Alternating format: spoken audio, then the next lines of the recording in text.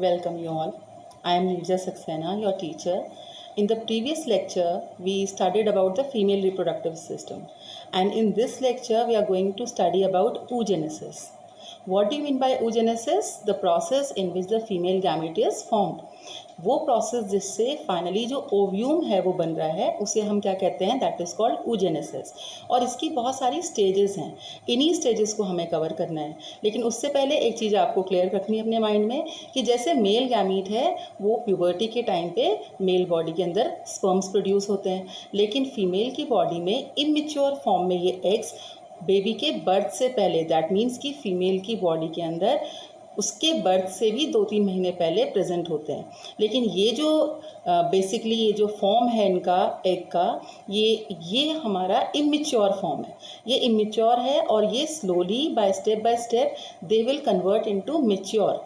और मेच्योर में भी आपको ध्यान रखना है कि after the puberty age then the menstrual cycle start and then one egg from each ovary gets mature in 1 month. ठीक है, इसका मतलब पहले तो ये इमेच्योर हैं, प्यूबर्टी की एज आने पर इनके अंदर मेच्योरिटी की फॉर्म शुरू होगी, स्टेप्स शुरू होंगे और वो भी किसी एक एग में शुरू होंगे जो या तो राइट ओवरी या लेफ़्ट ओवरी में होंगे.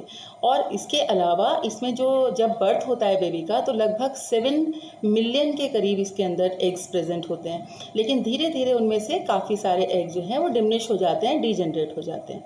तो अब हमें जहाँ से पढ़ना है, हमें पढ़ना है कि ओवरी में जो गैमीट है जिसे हम ओव्यूम बोलते हैं, फीमेल गैमीट, उसका प्रोडक्शन कैसे होता है. चलिए देखते हैं. तो स्टूडेंट शुरू करते हैं हम किस तरीके से ओवरी में ओव्यूम का प्रोडक्शन हो रहा है. तो सबसे पहले आप इधर देखिए, ये बहुत छोटे छोटे हमें ऐसे बहुत सारे ओवरी के अंदर मिलियंस में ये छोटे छोटे एग्स जैसे दिखाई दे रहे हैं. ये है प्रीमॉर्डियल फॉलिकल. प्रीमॉर्डियल फॉलिकल जो है ये कैसे फॉलिकल है, इमेच्योर फॉलिकल हैं जो प्यूबर्टी से पहले बहुत सारे प्रेजेंट हैं और इन्हीं में से एक एग प्यूबर्टी के बाद हर महीने मेच्योर होगा.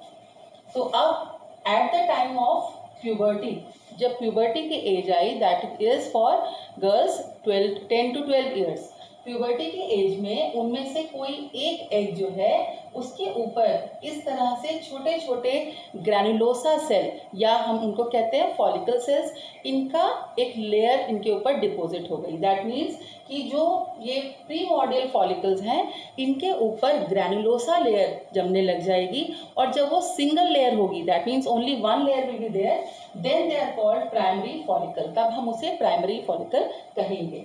अब प्राइमरी फॉलिकल के बाद उसके ऊपर सेकेंड लेयर, एक और ग्रैनुलोसा के सेल्स की लेयर जम गई. इसे हमने कहा अर्ली सेकेंडरी फॉलिकल. मतलब it is started to convert into secondary follicle. अभी ये एक स्टेज पे है तो हमने पहली स्टेज का नाम बोला अर्ली सेकेंडरी फॉलिकल. फिर इसके ऊपर मल्टीपल लेयर्स हमें दिखाई दे रही है ग्रैनुलोसा सेल की. तो अब जब मल्टीपल लेयर हो गई इसमें तो हमने उसे कहा मेच्योर सेकेंडरी फॉलिकल. तब हमने उसे मेच्योर सेकेंडरी फॉलिकल का नाम दिया. अभी इसमें आपको क्या ध्यान रखना है, एक चीज और, नंबर ऑफ क्रोमोसोम्स. जो नंबर ऑफ क्रोमोसोम्स हैं ये अभी डिप्लॉयड हैं, सब में अभी तक डिप्लॉयड हैं. दूसरी बात एक और यहाँ पर मैंने मेंशन किया है, प्रोफेज 1. ये जो प्रीमॉर्डियल फॉलिकल हैं इनके अंदर जो मेच्योरिटी है वो कहाँ तक आके रुकी हुई है, प्रोफेज 1. मियोसिस में प्रोफेज 1 पे आकर ये रुक गई है. इसकी जो स्टेज है ये यहाँ पे स्टॉप हो गई. इसका मतलब अब मियोसिस का प्रोसेस आगे नहीं चल रहा है इसमें. अब क्या होगा, जब ये पहुंचा मेच्योर सेकेंडरी फॉलिकल पे तो मेच्योर सेकेंडरी फॉलिकल में क्या होगा, it will have a division. Division का मतलब अब यहाँ पर जो मियोसिस की स्टेज है, जो फर्स्ट स्टेज है वो कंप्लीट होगी. और जब फर्स्ट स्टेज कंप्लीट होती है मियोसिस की तो आपको मालूम है उस समय क्या होता है, 2 सेल्स का फॉर्मेशन होता है. तो यहाँ पर जो हमारा मेच्योर सेकेंडरी फॉलिकल है वो 2 सेल्स बनाएगा. और वो 2 सेल कौन कौन से होंगे, एक तो होगा सेकेंडरी फॉलिकल और दूसरा होगा पोलर बॉडी. ठीक है, 2 सेल बन रहे हैं इससे, एक सेकेंडरी फॉलिकल और दूसरा बन रहा है पोलर बॉडी. लेकिन अभी भी क्योंकि मियोसिस 1 तो कंप्लीट हुआ है, मियोसिस 2 तो नहीं, मियोसिस 2 की भी मेटाफेज स्टेज पे सेकेंड पे आकर ये सेकेंडरी फॉलिकल भी रुक जाएगा. इसका मतलब सबसे पहले पूरी जो स्टेजेस आ रही हैं, पहले कौन सी स्टेज पे रुका हुआ था प्यूबर्टी के एज तक? प्रोफेज 1 पे। फिर जैसे जैसे वो मैच्योर हुआ और पहुंचा मैच्योर सेकेंडरी फॉलिकल पे, तो उसके अंदर हुआ मियोसिस 1 कंप्लीट। और मियोसिस 1 कंप्लीट तो हो गया, फॉर्मेशन हो गया सेकेंडरी फॉलिकल का, लेकिन अभी सेकेंडरी फॉलिकल भी कौन सी स्टेज पे रुका हुआ है? That is metaphase 2। मेटाफेज 2 पे आकर वो अभी भी रुक गया है। अब इसके बाद यहाँ पर आपको देखना है कि इसकी पहचान क्या है सेकेंडरी फॉलिकल की। इसके अंदर एक एम्प्टी कैविटी है। इस कैविटी के अंदर फॉलिकुलर फ्लूइड भरा हुआ है। फॉलिकुलर फ्लूइड भरा हुआ है, जो ये फॉलिकल्स ने फ्लूइड बनाया है, ये भरा हुआ है। इसका एक फंक्शन है, ये क्या करेगा? ये प्रेशर एक्सर्ट करेगा। It will start to exert pressure. किसके ऊपर प्रेशर बना रहा है? इस एग के ऊपर प्रेशर बना रहा है, ताकि ये एग जो है इसको प्रेस करके बाहर निकाला जा सके। तो इसका मतलब ये जो एंट्रम है, ये एंट्रम किसे बोला हमने? कैविटी को बोला। और कैविटी के अंदर क्या भरा हुआ है? फॉलिकुलर फ्लूइड भरा हुआ है। ये एंट्रम क्या कर रहा है? इसका क्या फंक्शन है कि ये उस फ्लूइड के द्वारा एक प्रेशर डेवलप करेगा, जिससे ये जो एग है ये बाहर निकलेगा।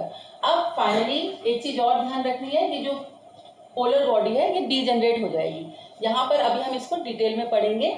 जो डिवीजन हो रहा है इसको भी हम स्टेप बाय स्टेप देखेंगे, तो ये आपका और क्लियर हो जाएगा कि इसका क्या फॉर्मेशन, ये फॉर्मेशन जो हुआ ये क्यों हुआ। अगर डीजनरेट ही होना है तो इसका क्या कारण है, ये अभी हम नेक्स्ट उसमें पढ़ेंगे, अभी आगे कंटिन्यू करेंगे। इसमें खूब सारा एंट्रम के अंदर फ्लूइड भर गया, एक प्रेशर डेवलप हो गया, साथ के साथ अब जो एग है वो मैच्योर हो गया, लेकिन अभी कौन सी स्टेज पे है? That is at metaphase 2। अब क्या होगा? मेटाफेज 2 स्टेज पे ही ये जो एग है इसका ओव्यूलेशन हो जाएगा। ओव्यूलेशन का मतलब कि ये ओवरी से बाहर निकल जाएगा। इसको बाहर निकालने में कौन फंक्शन कर रहा है? Basically the antrum is working और द फ्लूइड इज वर्किंग। ठीक है। अब यहाँ पर जब ओव्यूलेशन हुआ तो ओव्यूलेशन में ये जो फॉलिकुलर था, बाहर का जो पूरी कोट थी जिसके अंदर बहुत सारे ग्रैनुलोसा सेल थे, ये तो कहीं ना कहीं पीछे ही रह गए ओवरी के अंदर, लेकिन सिर्फ उसके अंदर से जो एग था, जो बेसिकली जो फीमेल गैमीट है, वो बाहर निकल गया। जब एग बाहर निकला तो यहाँ पर वो जा रहा है कहाँ पे? In the oviduct. कहाँ जाएगा वो? ओविडक्ट में जाएगा। और ओविडक्ट में अगर इनकेस उस समय सेक्सुअल इंटरकोर्स हुआ है तो जो स्पर्म्स हैं, जो मेल गैमीट है, वो कहाँ पहुँचेंगे? In the oviduct. इनकेस अगर फर्टिलाइजेशन हो जाता है तो फर्टिलाइजेशन होने के बाद, जैसे ही फर्टिलाइजेशन हुआ, दैट मीन्स फर्टिलाइजेशन से भी पहले जैसे ही जो मेल गैमीट है, स्पर्म है, वो इसकी बॉडी पे, बाहर वाली बॉडी पे ही अटैच हुआ, सेम उसी तरफ जो मियोसिस है उसको ये कंप्लीट कर देगी। जो फीमेल गैमीट है वो अपने मियोसिस को कंप्लीट करेगी।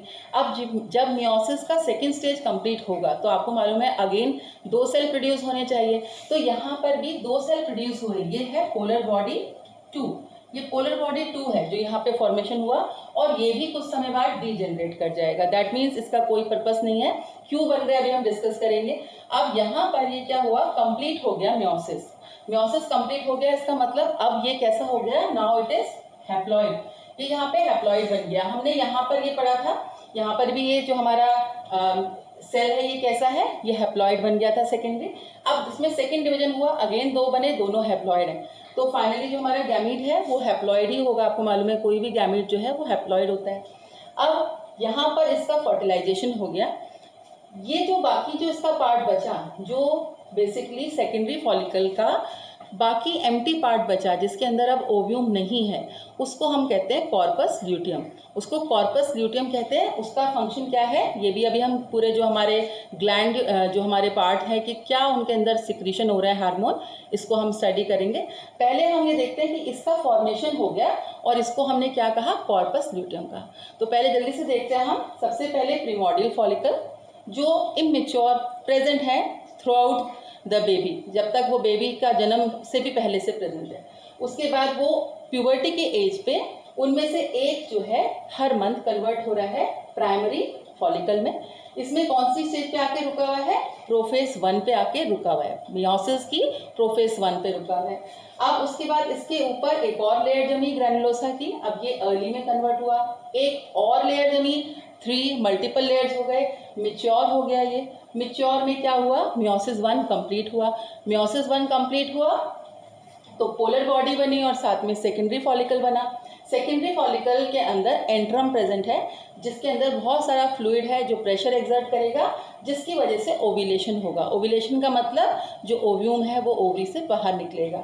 और ये जो बाकी जो इसका कोट है उसको हमने क्या कहा, कॉर्पस ल्यूटियम, ये उसमें रह जाएगा। अब इसको हम समझते हैं in terms of the hormones that are being ejected. तो इसको हम पहले यहाँ तक आपने देख लिया, अब हम इसको पढ़ते हैं in terms of hormone and the meiosis stages.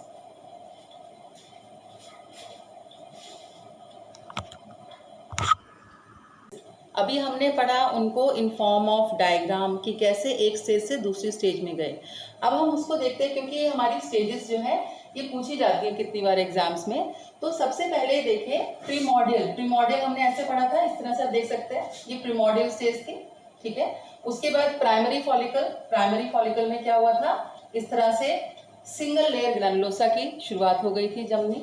उसके बाद अर्ली में हमारे पास 2 लेयर्स थी ग्रैनुलोसा की, 2 लेयर फॉर्मेशन था।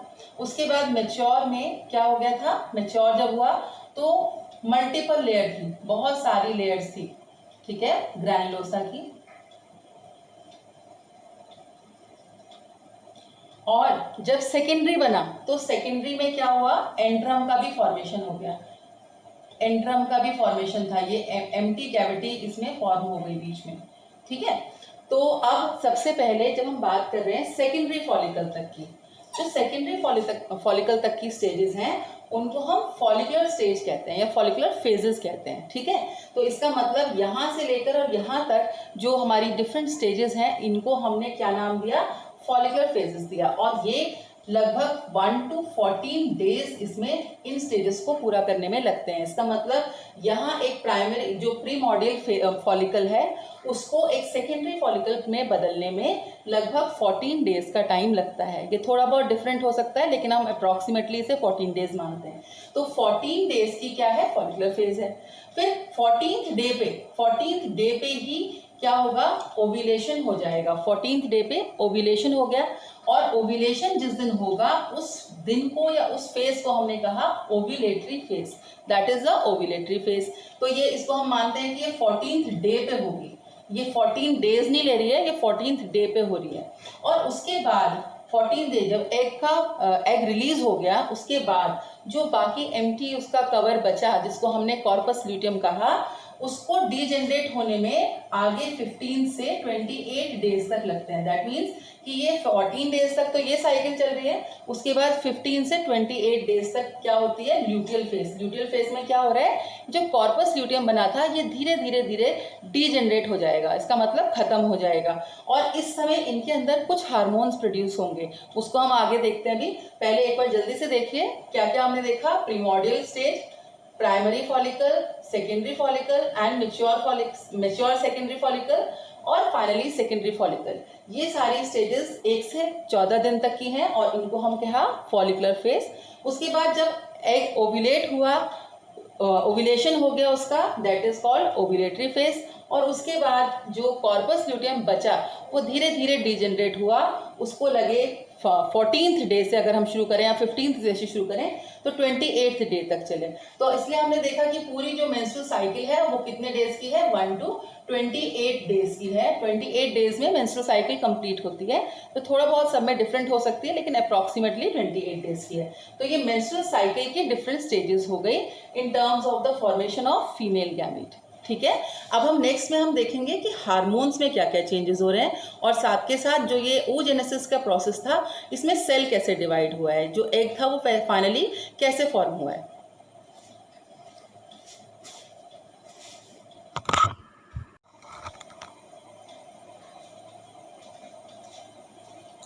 तो स्टूडेंट्स इसमें हम देखते हैं कि जो पोलर बॉडी है, जो हमने अभी पढ़ा था इससे पहले कि ओवरी के अंदर क्या बन रहा है, पोलर बॉडीज भी बन रही हैं। जब सेकेंडरी फॉलिकल का जनरेशन हुआ तो साथ में पोलर बॉडी भी बनी।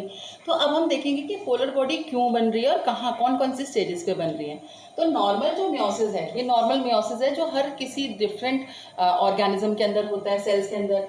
नॉर्मल मियोसिस में क्या होता है, जो डिप्लॉयड सेल है, जो डिप्लॉयड एक बेसिकली जर्मिनेटिव सेल्स है, वो 2 में पहले कन्वर्ट होता है, और उसके बाद जब वो मियोसिस सेकेंड स्टेज पे पहुंचता है, ये मियोसिस 1 हुई, और जब मियोसिस 2 होगा तो अगेन वो दोनों डिवाइड करेंगे और फाइनली 4 हमारे को हैप्लॉइड सेल मिल जाएंगे।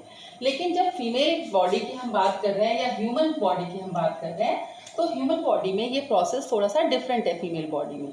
फीमेल बॉडी में क्या होगा, पहले जो डिप्लॉयड सेल था, जो हमारा कौन सा था, मैच्योर सेकेंडरी फॉलिकल, उसके अंदर डिवीजन हो रहा है। तो एक तो बन गया सेकेंडरी फॉलिकल, ठीक है, और जो दूसरा है वो क्या बना, इट बिकेम पोलर बॉडी। ये पोलर बॉडी में कन्वर्ट हो गई। अब ये पोलर बॉडी जो है, इसको हमने पोलर बॉडी 1 कहा क्योंकि सबसे पहले नंबर पे फॉर्म हुआ है। ये इसमें क्या हो रहा है, अनइक्वल डिवीजन हो रहा है। अनइक्वल डिवीजन है जो भी मटेरियल है सेल के अंदर, साइटोप्लाज्म, न्यूक्लिक मटेरियल, तो बेसिकली नंबर ऑफ क्रोमोसोम्स तो इक्वल हैं, लेकिन जो बाकी जो हमारा साइटोप्लाज्म के अंदर जो जो इम्पोर्टेंट पार्ट्स हैं वो कहीं ना कहीं क्वांटिटी में ज़्यादा कहाँ है, इन दिस एंड, ठीक है। इस जो हमारा है सेकेंडरी, ये क्या बना है, ये बना है सेकेंडरी फॉलिकल। तो सेकेंडरी फॉलिकल के अंदर बहुत सारा है, जबकि बहुत थोड़ा सा प्रेजेंट है ये पोलर बॉडी में। ऐसा इसलिए है क्योंकि ये जो सेल है ये फाइनली एक बेबी में कन्वर्ट होने वाला है, तो इसके अंदर साइटोप्लाज्म और जो भी न्यूक्लियोप्लाज्म है उसकी मटेरियल ज़्यादा हो, इसके लिए एक डिवीजन तो होना था क्योंकि हैप्लॉइड बनाना है उसको, तो डिवीजन तो हुआ, लेकिन वो अनइक्वल डिवीजन हुआ। और ये पोलर बॉडी का अब सिर्फ इतना ही फंक्शन था, इसके बाद इसका कोई फंक्शन नहीं है। तो ये क्या होगा, दिस विल डीजेनरेट, तो ये डीजेनरेट हो जाएगा। अब जो हमारा सेकेंडरी फॉलिकल है, सेकेंडरी फॉलिकल में आपको मालूम है कि ओव्यूलेशन हो गया, और ओव्यूलेशन में भी वो कौन से फॉर्म में रुका हुआ है, that has stopped in the form of metaphase 2। तो ये जो सेकेंडरी फॉलिकल है, इस पे सपोज यहाँ पर जब पहुंचा एक स्पर्म, जब स्पर्म पहुंचा ओव्यूलेशन के बाद सेकेंडरी फॉलिकल में, तो इसने क्या करा, जल्दी से अपनी जो मियोसिस सेकेंड की फेज थी उसको कंप्लीट कर लिया, ठीक है। इसका मतलब सेकेंडरी में कौन से स्टेज पे रुका हुआ था, मेटाफेज 2 पे ही रुका हुआ था। और जैसे ही स्पर्म पहुंचा, इसने अपने मियोसिस सेकेंड को कंप्लीट करा तो क्या होगा, फिर अगेन डिवीजन हो जाएगा उसमें। तो लेकिन अभी भी क्या हुआ, एक तो एन फॉर्मेशन हुआ, अभी भी दूसरा एन जो है वो पोलर बॉडी बनी, वो फिर से पोलर बॉडी बनी जो कि डीजेनरेट हो गई। दिस इज पोलर बॉडी 2, ये पोलर बॉडी 2 बनी। और ये जो एन है ये फाइनली क्या है, ओव्यूम है, जो स्पर्म के साथ फिर फ्यूज करेगा। तो इसका मतलब कि ये जो हमारा सेकेंडरी फॉलिकल था ये कन्वर्ट हो गया ओव्यूम में, लेकिन इसके साथ साथ एक पोलर बॉडी 2 का भी फॉर्मेशन हुआ जो धीरे धीरे डिजेनरेट हुआ। तो अगर ये पूछा जाए कि पोलर बॉडी का क्या फंक्शन है, तो इसका फंक्शन है अनइक्वल डिवीजन करके मैक्सिमम जो साइटोप्लाज्म है, न्यूक्लियोप्लाज्म है, उसको किसको प्रमोट करना, उसको कहीं ना कहीं हेल्प करना, to give it to the secondary follicle और टू द ओव्यूम, ताकि उसके अंदर जो आगे डेवलपमेंट होना है उसके लिए प्रॉपर नरिशमेंट मिल सके, ठीक है। अब हम इसके जो लास्ट पार्ट है उस पर आते हैं, हार्मोनल पार्ट पे।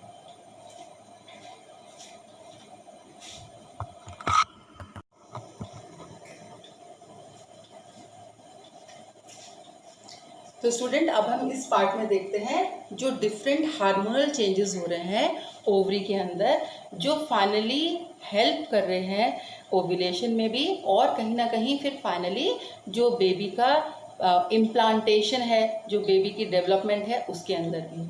तो हम पहले देखते हैं, सबसे पहले आपको मालूम है कि हमारा जो मेन ग्लैंड जहाँ से सिक्रीशन की शुरुआत हो रही है वो है हाइपोथैलेमस। हाइपोथैलेमस कंट्रोल करता है अपने सिक्रीशन से पिट्यूटरी ग्लैंड को। तो हाइपोथैलेमस जो है वो बेसिकली पिट्यूटरी ग्लैंड के कौन से पार्ट को कंट्रोल कर रहा है, एंटीरियर पार्ट को। यहाँ पर जब हम रिप्रोडक्शन की बात करेंगे फीमेल बॉडी में, तो वो पार्ट कौन सा है, anterior pituitary gland. Anterior pituitary gland में एक हार्मोन प्रोड्यूस करा, पहले हाइपोथैलेमस ने इसको स्टिमुलेट करा, और उसने एक मेन हार्मोन प्रोड्यूस करा जिसको हम कहते हैं गोनेडोट्रोफिन। GnRH से हम इसको शो करते हैं, गोनेडोट्रोफिन, ठीक है। ये जो हार्मोन है ये फिर आगे 2 हार्मोन प्रोड्यूस करेगा, एक FSH और एक LH। जो FSH है उसको हमने कहा फॉलिकल स्टिमुलेटिंग हार्मोन, और LH को हमने कहा ल्यूटिनाइजिंग हार्मोन। जो FSH और LH हैं ये दोनों मिलकर ईस्ट्रोजन प्रोड्यूस करेंगे। ये दोनों के दोनों ईस्ट्रोजन लेवल ईस्ट्रोजन हार्मोन को प्रोड्यूस करेंगे, लेकिन डिफरेंट स्टेप्स में। सबसे पहले जो FSH है, फॉलिकल स्टिमुलेटिंग हार्मोन है, ये क्या क्या काम कर रहा है। ये पहली बात तो जो फॉलिकल हमने अभी पढ़ा था कि जो बेसिकली जो फॉलिकल है हमारे जो ओवरी के अंदर, उनके ऊपर ग्रैनुलोसा की लेयर है ना। तो ये जो ग्रैनुलोसा की लेयर है, इन्हीं को हमने फॉलिकल सेल्स भी कहा है। तो फॉलिकल सेल्स को मैच्योर होने में हेल्प कर रहे हैं ये जो हमारा FSH हार्मोन है, फॉलिकल स्टिमुलेटिंग हार्मोन है, और ये इनके ऊपर काम करेगा। ये जब इनके ऊपर काम करेगा तो ये बेसिकली क्या कर रहा है, एक तरह से 3 फंक्शन करेगा। फॉलिकल को स्टिमुलेट कर रहा है, डेवलप कर रहा है, ओव्यूलेशन को भी ट्रिगर करेगा, और ये कॉर्पस ल्यूटियम को भी डेवलप करने में हेल्प करेगा। इधर जो ल्यूटिनाइजिंग हार्मोन है, ये किसके ऊपर काम कर रहा है, थीका। थीका क्या है, जो एग है, जो अभी हमने इस तरह से देखा था कि ये एग है, इसके ऊपर हमने देखा था कि बहुत सारी लेयर है फॉलिकल सेल की। तो उससे पहले यहाँ पर एक और लेयर है जो ओव्यूम के ऊपर है, दैट इज कॉल्ड थीका। ये जो थीका है एक तरह से कवरिंग है। तो ये जो ल्यूटिनाइजिंग हार्मोन है, ये किसके ऊपर फंक्शन करेगा, ये थीका को के ऊपर फंक्शन करेगा। और ये काम क्या कर रहा है, ये कोलेस्ट्रॉल को कन्वर्ट कर देगा एंड्रोजन में। ये कोलेस्ट्रॉल को एंड्रोजन में कन्वर्ट करेगा। तो अगर हम बेसिक फंक्शन देख रहे हैं ल्यूटिनाइजिंग हार्मोन का, it is converting cholesterol into androgen. अब ये जो एंड्रोजन प्रोड्यूस हुआ, इसी के ऊपर ये जो FSH है, इसने आगे रिएक्शन किया, इसने इस एंड्रोजन को कन्वर्ट कर दिया ईस्ट्रोजन में। इसका मतलब जो ईस्ट्रोजन का प्रोडक्शन हो रहा है, ये दोनों मिलकर कर रहे हैं। पहले इसने कोलेस्ट्रॉल को कन्वर्ट कर दिया एंड्रोजन में, और एंड्रोजन को कन्वर्ट कर दिया ईस्ट्रोजन में। ठीक है, तो दोनों जो है अलग अलग पार्ट पे फंक्शन कर रहे हैं। FSH वर्क कर रहा है फॉलिकल पे, और वो पार्ट LH वर्क कर रहा है ऑन द थीका, और दोनों मिलकर फाइनली ईस्ट्रोजन बना रहे हैं। तो जब तक हमने पढ़ा था, कौन सी स्टेज थी हमारी सबसे पहले, जो फॉलिकुलर फेज थी। फॉलिकुलर फेजेस में क्योंकि क्या हो रहा है, लगातार ये फॉलिकल्स डेवलप हो रहे हैं, तो उस समय बहुत सारा FSH और LH का फॉर्मेशन हो रहा है, और लगातार ईस्ट्रोजन का लेवल हाई होता जाएगा। तो इसका मतलब जो फॉलिकुलर स्टेज थी, ओव्यूलेशन से पहले, उसमें लगातार ईस्ट्रोजन का प्रोडक्शन होगा। और ईस्ट्रोजन कहाँ जा रहा है, इन द ब्लड। ये ब्लड कैपिलरीज में जा रहा है, ब्लड में जा रहा है। एक स्टेज ऐसी आएगी जब लगभग ओव्यूलेशन होने वाला होगा, और कहीं ना कहीं ईस्ट्रोजन का लेवल उस समय हाईएस्ट पीक पे होगा।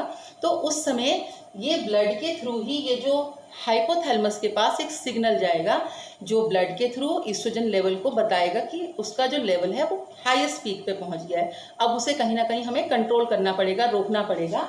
तो अब क्या होगा, हाइपोथैलेमस एक तरह से इनहिबिट करने के लिए बोलेगा, रोकने के लिए बोलेगा एंटीरियर पिट्यूटरी ग्लैंड को, कि अब आप इन दोनों हार्मोन का प्रोडक्शन थोड़ा रोक दो, उसको कंट्रोल कर लो। तो एक इनहिबिट करने का एक्शन भी जाएगा। वो कब जाएगा, जब ईस्ट्रोजन का लेवल अपने हाईएस्ट पीक पे आ जाएगा। ठीक है, अब उसके बाद हम इनको आगे देखते हैं। ये तो हमने देखा कि जो ईस्ट्रोजन का लेवल है वो धीरे धीरे बढ़ा, और फिर उसके बाद जब हाईएस्ट पीक पे आ गया, उसके बाद हुआ ओव्यूलेशन। ओव्यूलेशन होने के फौरन बाद क्या हो जाता है, कॉर्पस ल्यूटियम का फॉर्मेशन हो जाता है। कॉर्पस ल्यूटियम क्या कर रहा है, जो कॉर्पस ल्यूटियम है वो क्या कर रहा है, प्रोगेस्ट्रॉन बना रहा है। वो कौन सा हार्मोन रिलीज करेगा, प्रोगेस्ट्रॉन। इसका मतलब जैसे ही ओव्यूलेशन हो जाएगा, ओव्यूलेशन होने के बाद जो कॉर्पस ल्यूटियम बचा, उसने क्या प्रोडक्शन शुरू कर दिया, उसने स्टार्ट कर दिया प्रोडक्शन ऑफ प्रोगेस्ट्रॉन। प्रोगेस्ट्रॉन आपने जूनियर क्लासेस में पढ़ा कि उसका फंक्शन क्या होता है, उसका फंक्शन होता है the pregnancy preparation. That means कि वो ओवरी को प्रिपेयर करने के लिए होता है फॉर द प्रेगनेंसी।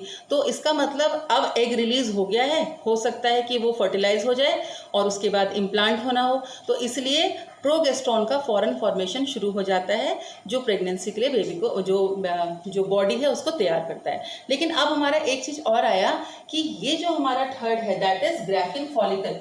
ये चीज़ आप हो सकता है हमने प्रीवियस उसमें मैंने नहीं आपको करा, जो सेकेंडरी फॉलिकल है उसी को हम ग्राफिन फॉलिकल भी कहते हैं, जिसमें मैक्सिमम नंबर ऑफ हमारा क्या है, जो ग्राफिन फॉलिकल्स हैं, और साथ के साथ उसमें अंदर एक एंट्रम भी है सेकेंडरी फॉलिकल। तो ये वाली जो स्टेज है इसको हम ग्राफिन फॉलिकल बोलते हैं नॉर्मल कंडीशन में। और ये जो ग्राफिन फॉलिकल है, मैंने आपको बताया था इसमें कि उसमें क्या हो जाता है, एक कैविटी बन जाती है, और कैविटी के अंदर बहुत सारा फॉलिकुलर फ्लूइड है जो क्या करेगा, उसको पुश करेगा एग को ओव्यूलेशन होने के लिए। लेकिन यहाँ पर एक हार्मोन का भी प्रोडक्शन कर रहा है। जैसे ग्राफिन फॉलिकल डेवलप हुआ, ग्राफिन फॉलिकल ने क्या करा, इनहिबिन नाम का एक हार्मोन डेवलप किया। इनहिबिन नाम का जो हार्मोन है ये क्या करेगा, ये एफएसएच के लेवल को, जो मैम ने बताया कि ये जो लेवल है इनको धीरे धीरे लोअर करना शुरू कर देगा। तो इसका मतलब जैसे ही डेवलपमेंट हो गया पूरी तरीके से और आगे वो कन्वर्ट होने वाला है, ओव्यूलेशन होने वाला है, तो इनहिबिशन के लिए ग्राफिन फॉलिकल ही क्या करेगा, हार्मोन इनहिबिन प्रोड्यूस करेगा और ये लोअर कर देगा एफएसएच के उसके मात्रा को। और साथ के साथ ही इंटरेस्टिंग है यहाँ पे कि प्रोटीएस नाम का एक एंजाइम भी ग्राफिन फॉलिकल रिलीज करेगा। ये ग्राफिन फॉलिकल क्या है बेसिकली, जिसके अंदर ओव्यूम प्रेजेंट है और अब रिलीज होने वाला है। तो ये जो प्रोटीएस एंजाइम है ये क्या करेगा, ये जो ग्राफिन फॉलिकल की लेयर है जो कवर कर रखा है, जैसे हमने अभी यहाँ पे पढ़ा था, ये कवर कर रखे हैं एग को, तो ये क्या करेगा, इसको काटना शुरू कर देगा। जो प्रोटीएस एंजाइम है वो इस लेयर को, जो थीका की लेयर है उसको, जो उसके बाहर कवरिंग है उसको, फॉलिकल लेयर्स की कवरिंग को काटना शुरू कर देगा, सिजर का काम करेगा और वो ब्रेक कर देगा ग्राफिन फॉलिकल को, ताकि उसके अंदर क्या हो सके, ओव्यूलेशन हो सके। ठीक है, तो अब फिर से जरा देखते हैं। सबसे पहले हाइपोथैलेमस ने एंटीरियर पिट्यूटरी ग्लैंड को स्टिमुलेट करा, उसने रिलीज किया गोनेडोट्रोफिन। गोनेडोट्रोफिन नाम से पता चला गोनेड्स का मतलब गैमीट फॉर्मेशन होना है। तो गोनेडोट्रोफिन दो एंजाइम्स रिलीज कर रहा है, एफएसएच और एलएच। एफएसएच क्या है, फॉलिकल स्टिमुलेटिंग हार्मोन, और एलएच क्या है, ल्यूटिनाइजिंग हार्मोन। ये वर्क करेगा फॉलिकल्स पे, ये वर्क करेगा थीका पे। थीका ने पहले क्या करा, सबसे पहला स्टेप किया, कोलेस्ट्रॉल को कन्वर्ट कर दिया एंड्रोजन में। एफएसएच ने क्या करा, एंड्रोजन को कन्वर्ट कर दिया ईस्ट्रोजन में। ईस्ट्रोजन जब फाइनली फॉर्मेशन हो गया, ईस्ट्रोजन लगातार फीमेल कैरेक्टरिस्टिक्स के लिए रिस्पॉन्सिबल है, जो भी बॉडी के अंदर सेकेंडरी कैरेक्टर्स है उसके लिए चाहिए।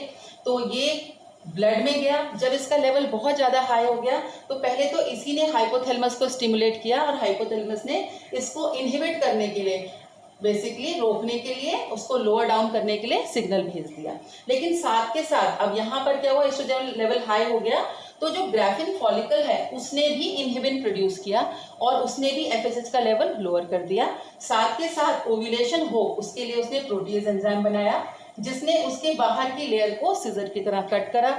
ओव्यूलेशन हो गया, ओव्यूलेशन के बाद क्या बचा, कॉर्पस ल्यूटियम बचा। कॉर्पस ल्यूटियम ने क्या प्रोड्यूस करना शुरू कर दिया, क्योंकि एग अब जा चुका है, वो जा रहा है टुवर्ड्स द यूट्रस, तो यूट्रस को प्रिपेयर करने के लिए प्रोजेस्टेरोन हार्मोन बनाने की शुरुआत कर दी कॉर्पस ल्यूटियम ने। जब तक वो 14th डे से लेकर 28th डे तक लगातार प्रोजेस्टेरोन का लेवल जो है हाई होता चला जाएगा। इनकेस अगर प्रेगनेंसी हो जाती है तो इसका लेवल और बढ़ेगा प्रोजेस्टेरोन का। अगर नहीं होती है तो आपको मालूम है मेंस्ट्रुअल साइकिल, मेंस्ट्रुअल पीरियड होंगे और उसके बाद फिर से ये साइकिल दोबारा से दूसरे एग के साथ शुरू हो जाएगी।